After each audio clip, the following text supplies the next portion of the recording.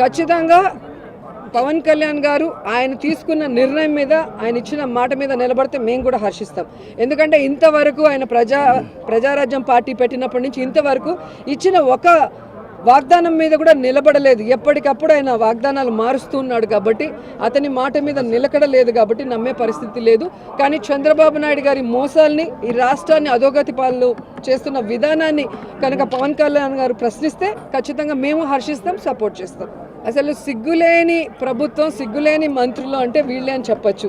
తన సొంత జిల్లాలో కల్తీ సారాతో అంతమంది చచ్చిపోయి ఈరోజు ప్రజలకు ఇచ్చిన వాగ్దానం, బెల్ట్ షాపులు తీసేస్తామని చెప్పిన వాగ్దానాన్ని విస్మరించి ఈరోజు షాపింగ్ కాంప్లెక్స్లోను, బీచ్ల్లోను, మరి హైవేల్లోను కూడా పెట్టే దౌర్భాగ్య స్థితికి ఈరోజు ఆ మంత్రి వచ్చి ఆయనకి మాట్లాడేదానికి నోరు ఎలా వచ్చింది, అర్హత ఎలా వచ్చిందో చెప్పాల్సిన అవసరం ఉంది. ఈ రాష్ట్రంలో దౌర్జన్యాలు ఏ విధంగా చేస్తున్నారో వాళ్ళ మంత్రులు కానీ, వాళ్ళ ఎమ్మెల్యేలు కానీ, ఎమ్మెల్సీలు కళ్ళారా మనం ప్రతిరోజు టీవీలో చూస్తున్నాం.